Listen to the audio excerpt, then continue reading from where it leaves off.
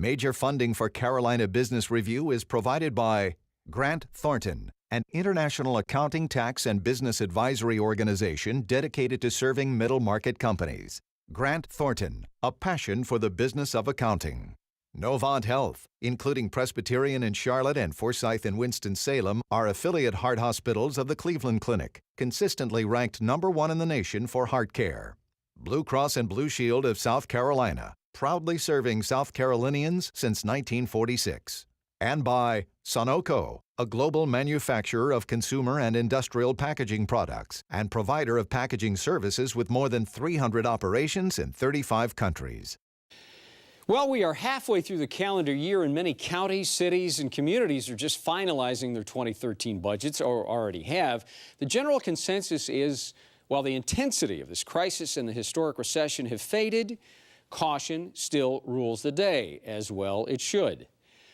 Welcome back to the longest running and the most widely watched source for Carolina business and public policy. I'm Chris William, and also this year, in many communities, as public spending is debated, education continues to be at the center of many of those heated battles.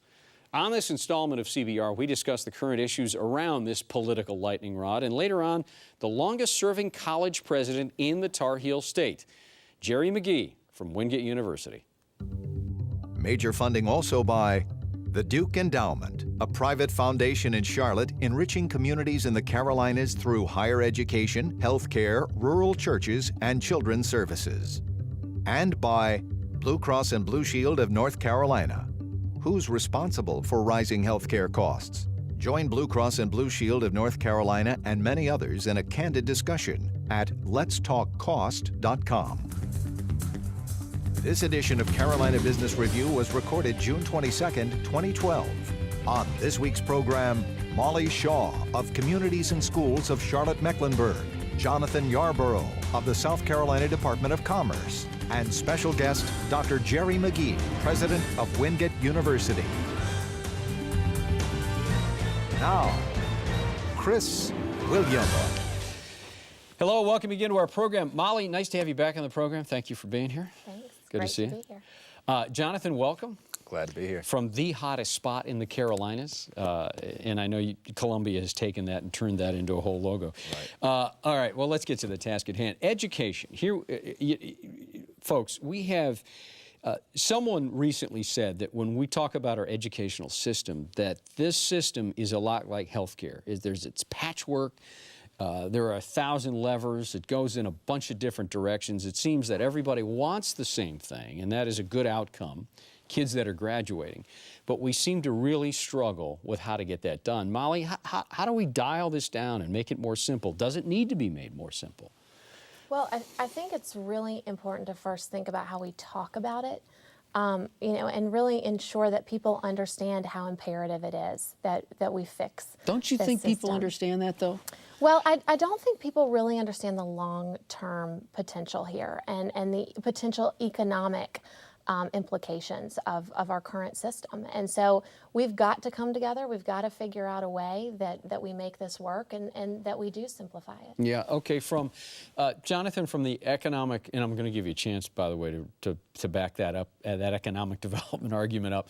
Jonathan, from the economic development argument, is that being missed on a lot of people? I think it may be. I think you do see this move by the leadership, especially in South Carolina, to align the curriculum in K through 12 and even at higher ed with the needs of industry. For example, we have what's called the Smart State program. We create endowed chairs to help existing or locating industries improve their processes through research at the universities. Is that a specific workforce development initiative, though, between the commerce and the recruited company and the school, or is this a broader initiative? This is more education-driven, I would say, more than workforce. This is helping plants improve on whatever processes they may need, or it can be anything from advanced materials to logistics, and this is run out of the universities. On the K through 12 level, what we have in 2005, the legislature passed the Economic Development and Education Act of 2005, which sort of puts students on career paths to industry sectors in South Carolina. Okay, so Molly, back to you. When you talk about you know, we just don't know what kind of impact it will be. There are core people that know, but what is more broadly missed, and specifically communities and schools nationally, and certainly your group in Charlotte, have something to do with graduation rates. You focus on that. So is that kind of the point that we need to look at? It is. People need to understand that the greatest economic stimulus package that we can invest in a community is to ensure that we have a high graduation rate from high school. We've got to make sure our kids are educated. If you look at just the dropouts in the Charlotte-Mecklenburg, Gastonia, Concord region, every year 11,000 students do not graduate. If we could just graduate half of those, if we could take 5,600, the implications economically would be tremendous. We'd have an increased annual tax revenue of $6.5 million. We'd have increased earnings of over $40 million. You know, you look at home sales, auto sales, and just human capital in general. So people really need to start thinking about education as in business terms. Yeah, go ahead, John. Molly makes a great point. In fact, companies are not going to hire someone without a high school degree. It's because they want to know that they've developed some amount of skill to be able to get the jobs that they have open. And I saw a statistic the other day that there, at any given moment in this nation, there are 600,000 open manufacturing jobs. We've got an unemployment rate at 9.8%. So where's the disconnect there? The disconnect is in the skills gap. Companies can't either find the skilled workers that they need, or there's just not communication there for these workers that are seeking employment to know that those jobs are out there. Oh, okay, so you know, I want to ask this question, and let's stay with South Carolina, Right. because you've got those within their own party that don't agree on how education, number one, needs to be funded, and number two, those funds need to be allocated over what? Is it choice schools? Is it neighborhood schools? Is it charter schools? So I guess the question is, if we doubled the budget, Jonathan, if we doubled or tripled the amount of money that we put toward it, would that fix education? You know, this is my own personal view and not necessarily a state policy, but I don't believe money in education is the end-all be-all. I mean, I think methodology has a large part to play as well. And I don't think there's a one-size-that-fits-all approach to education. Different kids learn in different ways, and different kids are looking for different things out of education. Some people want to get skills to go get a high-paying quality job, and other folks want to learn about the classics and philosophies and go teach. And it's not a one-size-fits-all approach, and I think we need to look at the methodology, because there's always going to be ebbs and flows in education funding, unfortunately, depending on what state economies and national economies are doing. So I think a focus on methodology rather than funding, even though funding is extremely important, would be a better way to kind of look at this thing. Is that how you characterize it, Molly? I would agree with some of Jonathan's points. I think resources are really important here. So again, if we doubled the budget, I'm sorry to interrupt you, but if we double the amount of money we threw at education, would that fix a lot of the issues that come up politically? It wouldn't fix it alone. I think it would certainly help, but we have to think differently about the way that we're working in education. I think it's great to have innovation. I think charter schools are breeding grounds for thoughtful ways to educate students differently. But we can't believe that there's just one silver bullet, that we have to wipe the system clean and start from the beginning with charter schools. That's not the only solution. We have to work within the system. We have to work outside of the system. We have to have public-private partnerships. We have to believe in programs like Communities in Schools. Communities in Schools is great because we're partners with the system. We work within the schools, but we have the flexibility to do some really innovative work with our students. But right now, I mean, it's impossible to say, I think, to make the case that we have enough funds in the system as is. There have been cuts across the board. We've seen, especially to human services, we don't have the kinds of nurses, the kinds of social workers, the guidance counselors that we need to really support our students throughout that school process. Okay, Molly, thank you. That's going to be the last word, at least for the first part. We'll pick this line up with our guest, Shirley. Next week on the program, his name is Robert Hill, and he's been on this program before. He's the Chief Executive Officer of South Carolina Bank and Trust out of Columbia. We'll talk to him not just about the growth, but the dialogue going on around banks. Are they too big and too bad to fail? We'll find out. And then in 2 weeks, coming on this program, the CEOs of cities. Mayors will be on this program, the mayors of all Asheville, Columbia, Greensboro, and Florence will be here. Indulge me here just for a second, because this is going to be a bit of a longer introduction than we normally do, but I'll be making a point. So at the risk of pandering, it is important to know that our guest is much more than one-dimensionally inclined toward education. He began his career Burlington Industries. He's a military veteran. He's the author of 2 books. He's officiated 400 college football games over 36 years, routinely had been presiding over games like the Rose Bowl, the Florida Citrus Bowl, the Gator Bowl, the Orange Bowl, the Cotton Bowl, to name just a few, including the 2009 BCS Championship game. He is in the North Carolina Sports Hall of Fame, among others. He is distinguished alum of ECU in North Carolina, graduate work at Appalachian State and Nova University. He's worked at Gardner-Webb, Meredith College, Furman University, and since assuming the top job at Wingate in 1992, has grown the school's enrollment by more than 100%, while adding graduate programs, university status, and many other institutional accomplishments. Joining us now, Wingate University President Dr. Jerry McGee. Congratulations on all of that. How do you find time to do that, Dr. McGee?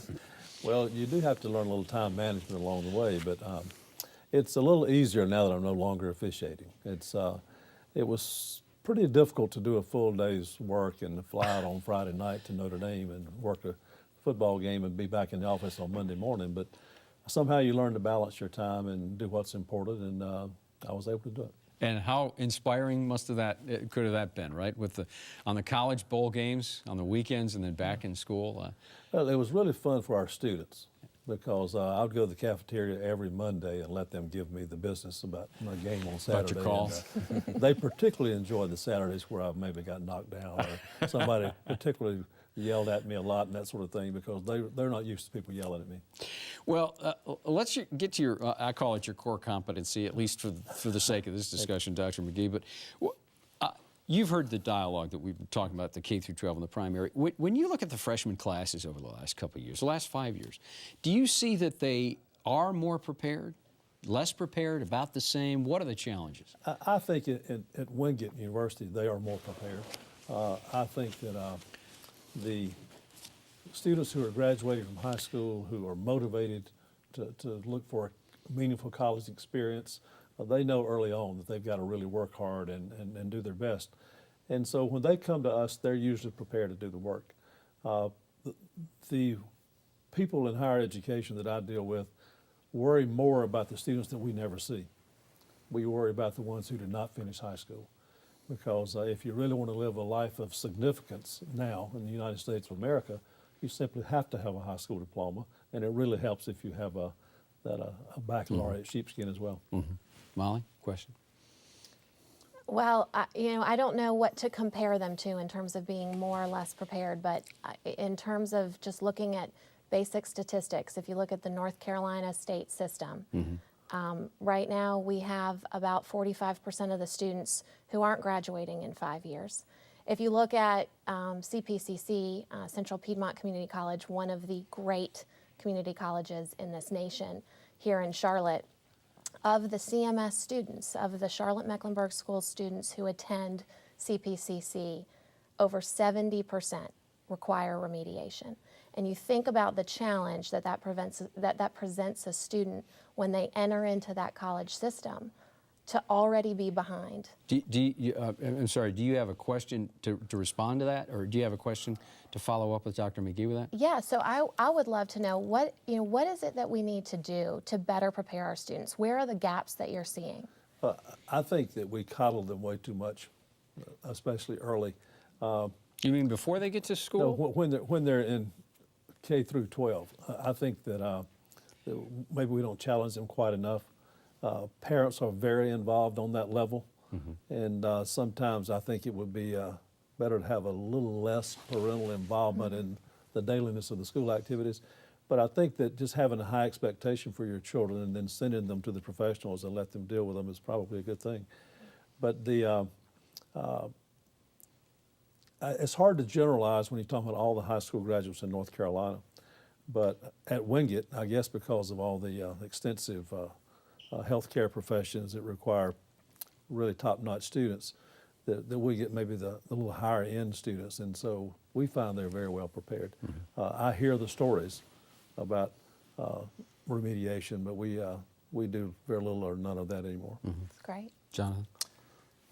Yeah, one of the things the industry in South Carolina is always concerned about is workforce, and in higher ed, I sort of view co-ops and internships and apprenticeships and those sorts of things as a workforce program in higher ed. Do y'all put a strong emphasis on that, and is that something you see in higher ed? We certainly do. In fact, we require almost every student now to have an internship, and it just gives them real life experiences that you just cannot gain from the classroom.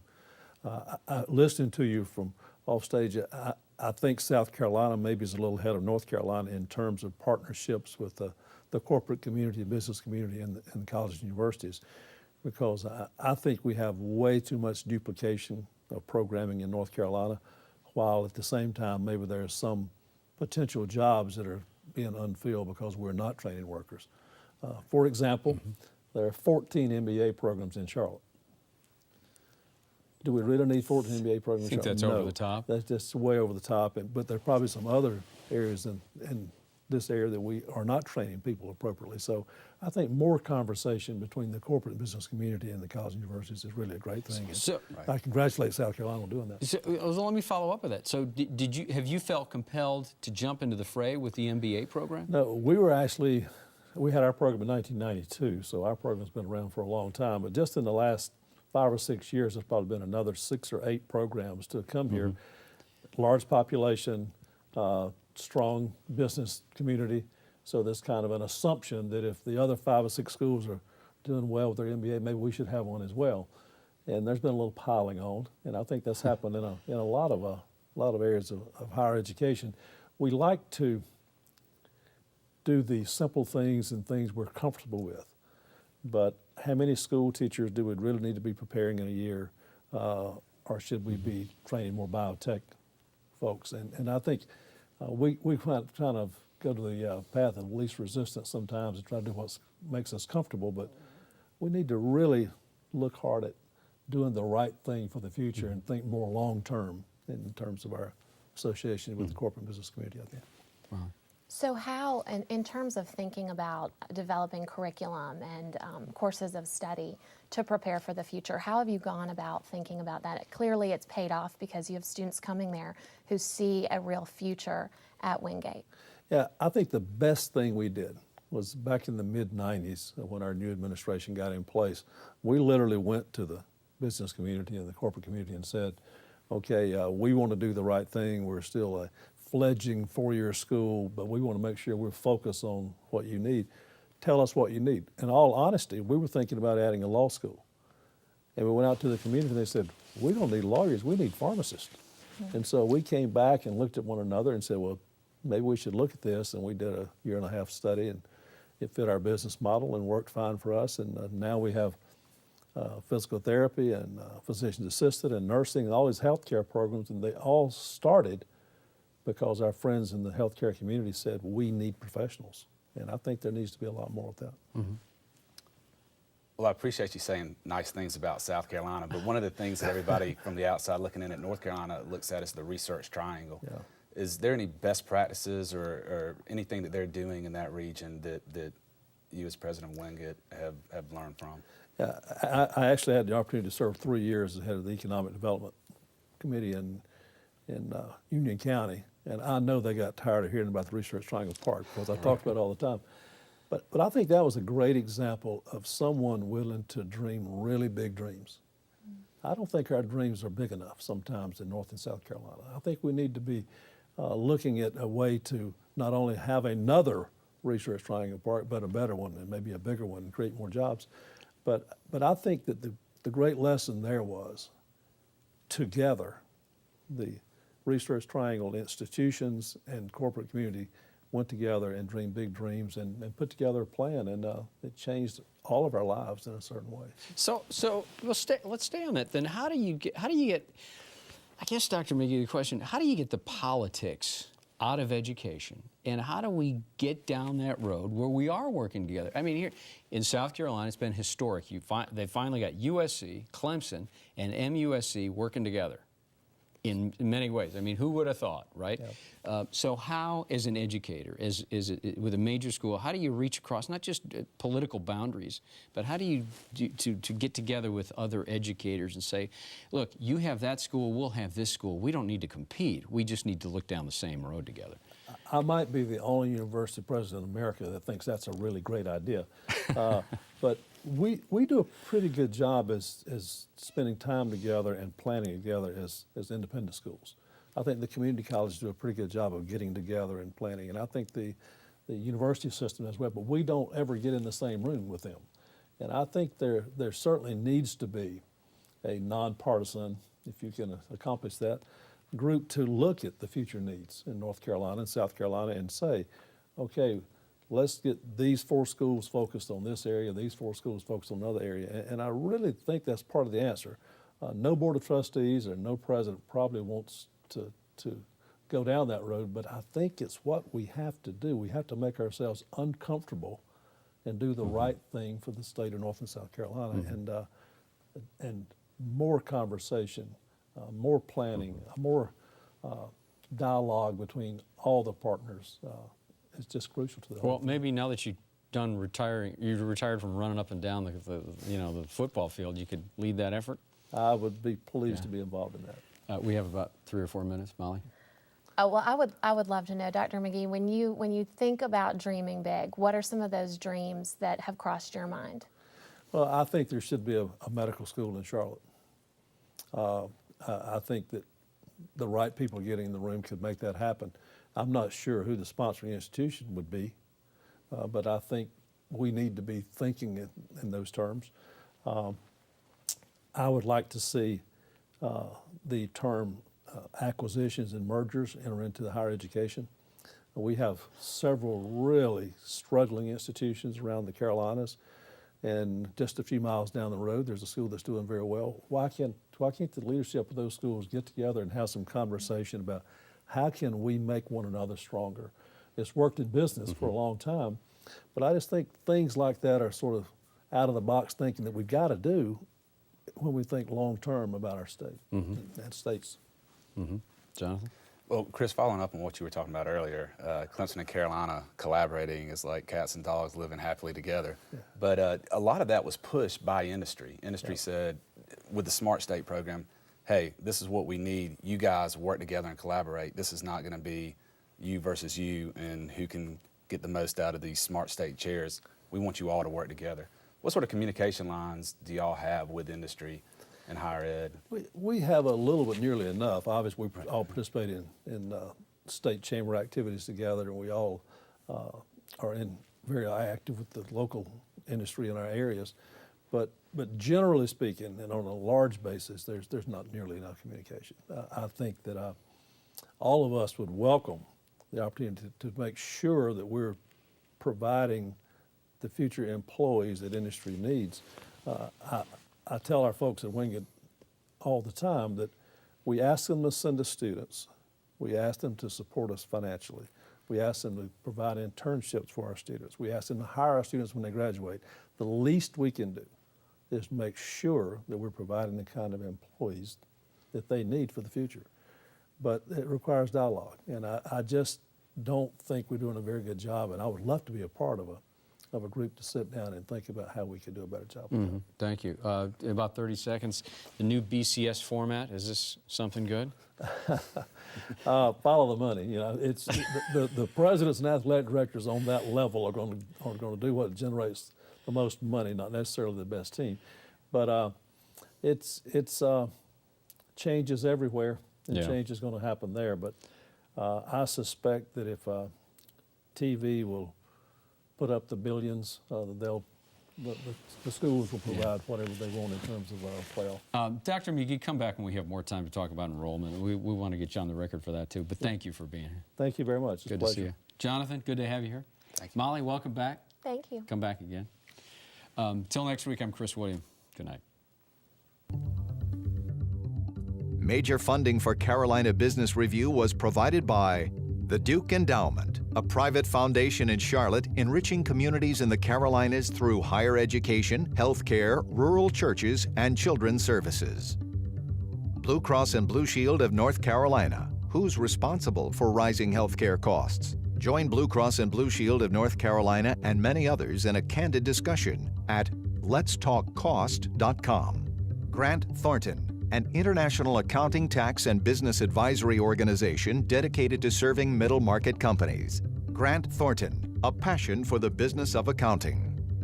Novant Health, including Presbyterian in Charlotte and Forsyth in Winston-Salem, are affiliate heart hospitals of the Cleveland Clinic, consistently ranked #1 in the nation for heart care. Blue Cross and Blue Shield of South Carolina, proudly serving South Carolinians since 1946. Sunoco, a global manufacturer of consumer and industrial packaging products and provider of packaging services with more than 300 operations in 35 countries. And by viewers like you. Thank you. Promotional consideration provided by Business North Carolina Magazine. For more information, visit carolinabusinessreview.com.